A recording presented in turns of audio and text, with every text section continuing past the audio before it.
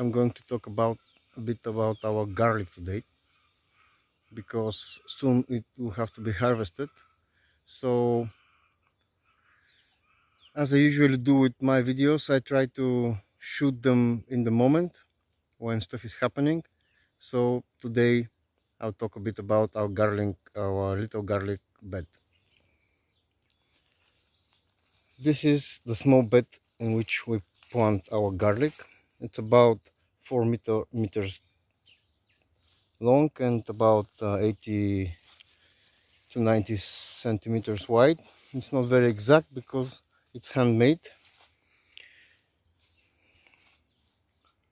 It's similar to most of our current beds, which are just excavated the paths by hand and piling the soil on top. And in late autumn, usually in November, we plant about 300 garlic cloves. Each year we select the biggest cloves and usually plant those.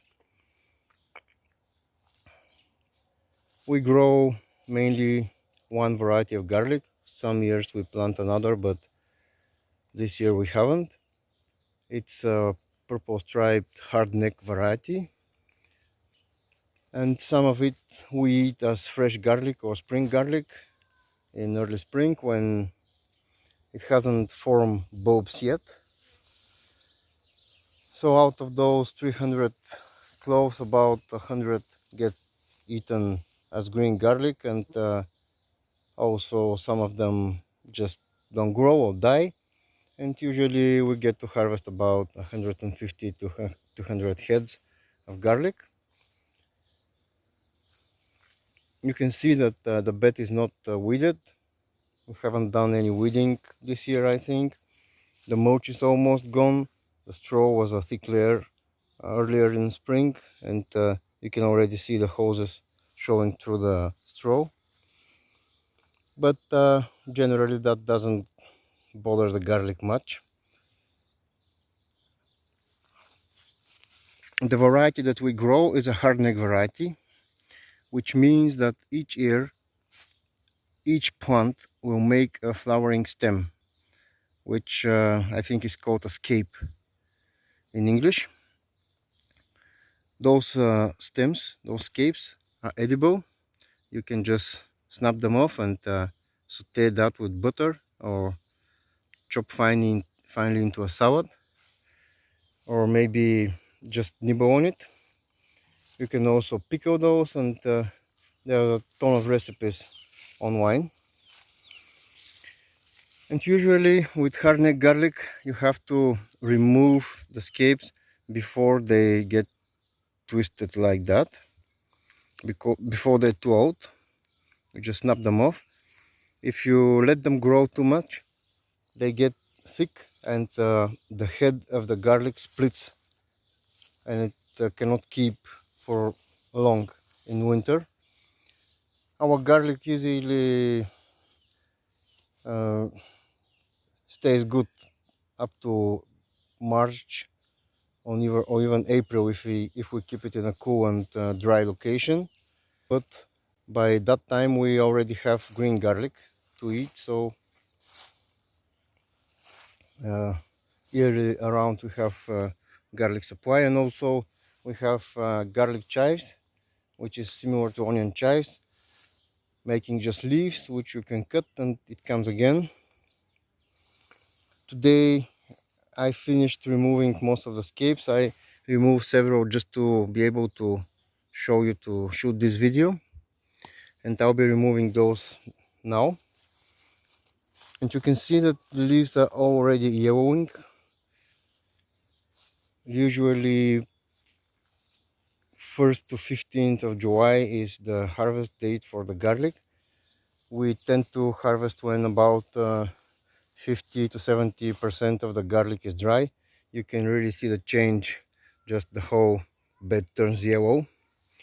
You don't want to wait too much, because then the heads are overripe and they start splitting open under the ground, and when you dig them out they just fall apart. To check the status of the garlic, I pulled a few heads today. This is one of them. It's a decent size head, and it has about 10 to 12 large cloves around the central stem, the flowering stem, the scape. And this is one of the reasons that we prefer to grow hardneck garlic, not just because you have an edible harvest before the actual garlic, by which I mean those flowering stems, but also the heads themselves, they don't have those tiny inner cloves in the center of the head, which usually are the first to go, and so the heads remain firm for much of the year. This is what we call milk garlic, when each of the individual cloves is still very wet and moist, and the outer layers are not dry, so the head is not yet ripe, and some of the garlic gets eaten in that form. It's our favorite addition to fried potatoes or sauteed fresh potatoes. So I'll be making another video for when we harvest actually the garlic, but today I just wanted to show you the scapes and how I remove them. And I'll be gathering a handful of those because we're expecting guests tonight, and I'll be cooking some potatoes with that, some fresh potatoes, about 2 kilos, and I'll be cooking that on the open fire on a cast iron plate with some butter or some lard with minced garlic scapes inside, and I have some French tarragon here, which I'll also be using. And while I was doing the scape collection, the wife went around the garden and collected a basket full of narrow leaf plantain, which we use in several different ways, but I'll talk about that in another video. It grows in many locations here, especially in the pots, and because I'll be streaming the pots next week, she usually makes a herbal gathering run before I do the streaming. And one more thing about the garlic scapes: if you let those develop, at least some of them, with time they will become upright and bloom similar to other allium flowers. For example, those leek flowers, which will soon open, so we can harvest the seed. But instead of seed, the flower heads of those garlic scapes will have very tiny little, similar to garlic cloves, which are called bulbils, and each of the scapes will have at least 20 or sometimes even more of those tiny bulbils. They're like miniature garlic cloves, maybe the size of a lentil seed.